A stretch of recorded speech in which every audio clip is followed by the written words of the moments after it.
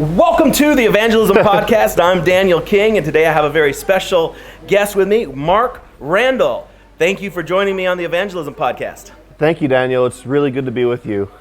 So we are here in the nation of Malawi for the Love Malawi Festival with a global network of evangelists, a ministry under the ministry of Luis Palau, and you've been helping to organize this event, and so it's wonderful to get to spend some time with you and finally meet you. Thank you so much, Daniel. It's good to meet you also. I know we've been Facebook friends for a while, but this is the first time we get to meet face to face. So tell me a little bit about yourself. How did you become a believer in Jesus? Sure. I'm 43 years old right now, and I became born again when I was 25 years old. So I grew up in Canada in a non-believing home. When I was 14, 15, I rebelled. I did drugs, alcohol, got arrested many times.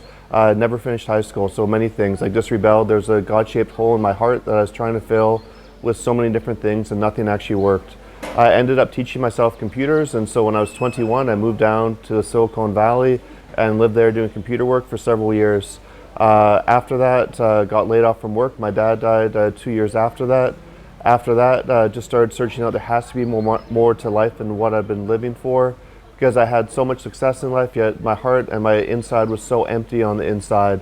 So I started going to church in Canada, moved to the East Coast, went to university, started going to church for the first time in my life. I just saw that people in the church had something I didn't have, and so God just revealed himself to me. I just knew that God was real, but I knew that I was away from him because of the sin in my life.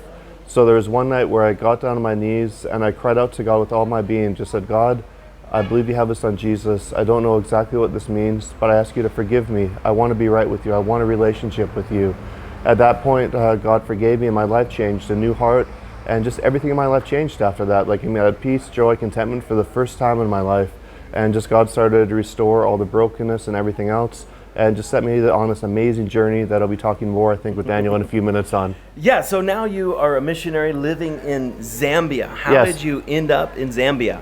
Great. It was in 2007. Most of my training has come from an evangelist from the UK. So he invited me to Zambia in 2007. So I came on 5 short-term mission trips here. Pretty much they were like the book of Acts, like a ton of salvations, people getting physically healed, demon-possessed, getting set free. It was like, for me, the coolest thing. Then it was finally in 2014 that just God spoke to me in the most clear way. I knew that God was speaking to me, that he was calling me to Zambia. It was almost like I was stepping into something much greater than myself. So I knew I was stepping into a calling, stepping into something very special. But I had no idea really the plans and purposes that God had in me coming to Zambia or to Africa, but just that I was to come, and just that it would be something greater than I could imagine. So tell me what type of missions work you've been doing in Zambia, now in Malawi. You've been to some other African nations. I'm doing many things right now. I started organizing these larger evangelistic outreaches, so God's opened that up, which is amazing. So we're planning in 2023 a big nationwide campaign in Zambia for pastors. I'm using the technology that I knew before, so I'm resourcing thousands of pastors using memory cards and Wi-Fi points and tablets, so getting out theological resources to pastors, so helping them in that way, doing evangelism training with churches, and then also working on mobilizing nations to see Muslims come to Christ. So working on that, getting that out in a big way. And then also we're doing prison ministry, so we're doing crusades with all the prisoners in Zambia and hopefully other countries soon. I think it's neat that you're from Canada. Yeah. We have a ministry in Canada, King Ministries Canada. What part of Canada are you from? I grew up in Vancouver, but then I became born again in Halifax, Nova Scotia, and lived most of my Christian life there. So it's neat to see that God is using Canadians to reach the world for Jesus. Very much. So your background is in working with computers before you got saved, and now you brought that over into your ministry. What are some things that you think that we can use technology, what are some ways that we can use technology in order to reach people for Jesus? Okay, different ways. Like on the trip here, something that I'm going to start working on is a Crusade kind of management system. So like it can help for administration stuff, like just to get things out, to plan events, and that way it can be used in an amazing way. I've heard, I know many people that are using Facebook and other social media platforms, and they're reaching literally thousands or millions of people, like in using those platforms to get out. So technology can be used to help believers to communicate, to get out resources to them. And so using technology, where before you might just have a small Bible school, but now you can reach literally millions of people or train millions of people. So it just really amplifies what you're able to do for a very, very small amount of money if done in the right way. So you can do so much more using technology. If you're training an evangelist, you get them a memory card that has a full library on it, and then you can get out to people that way. The same with pastors. So using technology, you can do a lot more for a very little amount of money. And so have you been giving evangelists little memory cards with libraries on them? Some evangelists, yes, but it's mostly been pastors so far, but that is coming in the near future. Wow, I have some tremendous resources for helping evangelists, training them how to share their faith, training them how to do crusades and stuff. And so I'd love to give that to you, and you can put it on the card and give it away. Amen. I donate it to you free of charge. Thank you, let's Daniel. get it into as many hands as we can. That sounds fantastic. Thank you so much. And I'm going to get you a Wi-Fi point.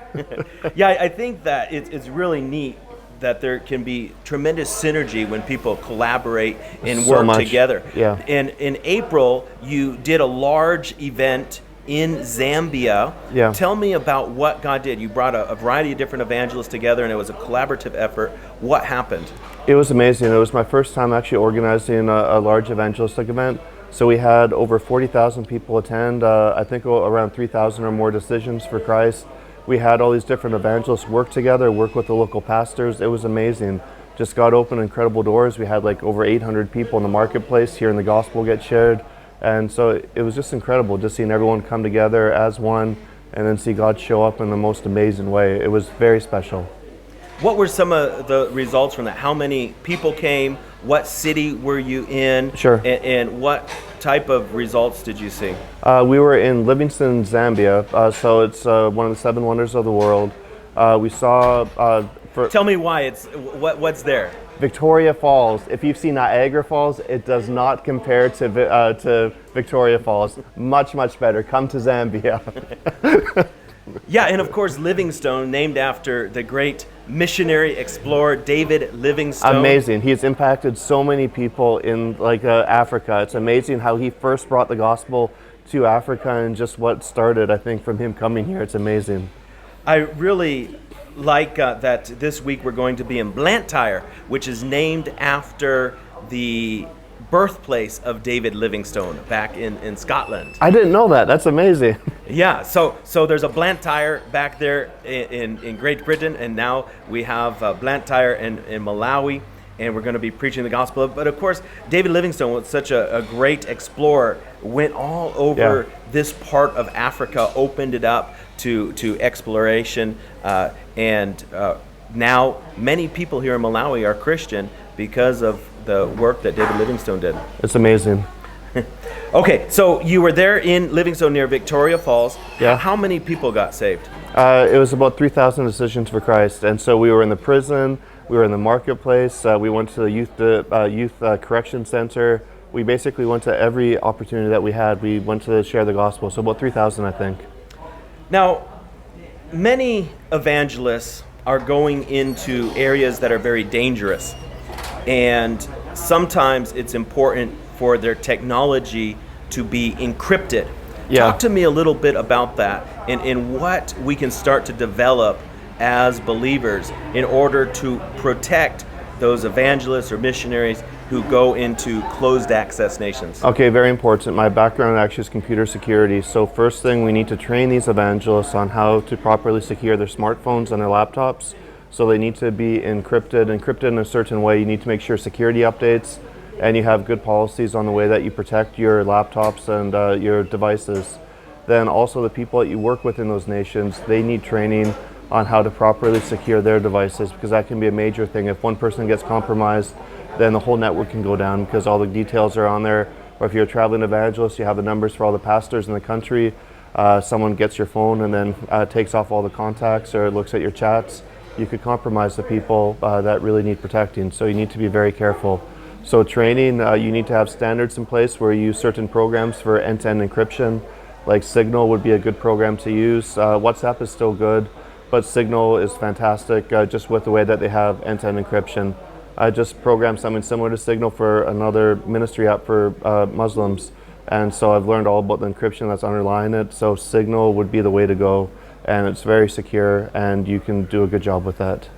So over the next couple of years, you're planning to do several large collaborative events in Zambia. Tell me about what you would want to do. What has God put on your heart to do? It just seems to be growing and growing. Like, I mean, one thing is having evangelists work together. So just having the different evangelists and ministries collaborate and work with each other. Then it's also seeing, revival come within the local church. So when we come to an area, pastors get built up, believers get set up for sharing their faith, which is amazing. And then just seeing multitudes come to Christ. Like, I would literally like to see, like, in every region across Zambia, to see an outreach happening, or like every province pretty much, an outreach happening at the same time. So we're just looking for doing large events where we could have like 10 or more cities having large events at the same time, and then send up other evangelists into the surrounding areas in those cities. So that's a hope that we have right now for 2023. So if someone is listening and they want to come on a mission trip to Zambia, they want to join in on one of these large collaborative efforts, how can they find you? What is your website where they can find more information about you? Okay, you can go to africaevangelism.org. So https://africaevangelism.org, or you can email me at Marc, MARC, at africaevangelism.org. So come to Zambia. Everyone so far has had a very good experience, and I know it would be very special for you to come. So please come and get in touch with me. You're laughing. Yeah, how many evangelists would you like to come to Zambia? We're actually thinking of having a few hundred people come in 2023. So if you're listening, you're born again, you have a call for evangelism, get in touch and come. We can talk. Wonderful. Well, Brother Marc, thank you so much for being on the Evangelism Podcast. I love your ministry. I love your heart for God, and especially your understanding of these technological issues that can really help evangelists. So much. Like, I've been starting even to talk with other ministries now. We're helping them with technology, where if you have some technology aspects, you can just multiply your ministry so much more. Like, if you're doing a little, you could reach the whole world and just have such a greater impact using technology. It's very easy to do, but sometimes it's just knowing the right way on how to do it, but you can do so much with technology. You know, I'm very excited about coaching evangelists and developing resources for evangelists, videos, written material. I've written a bunch of books on evangelism, and I'm working on writing several more. And kind of my vision is to have a Bible school on a disc, where I can give an entire training on healing and evangelism and prayer, everything that someone needs in order to become a mature follower of Jesus.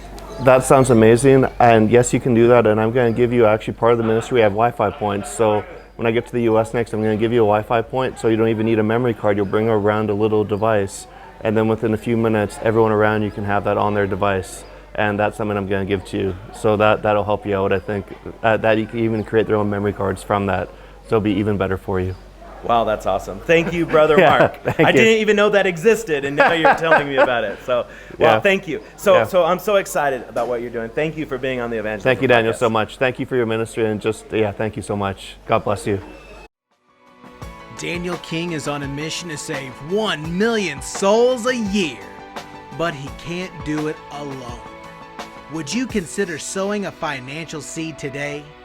To give, please visit www.kingministries.com.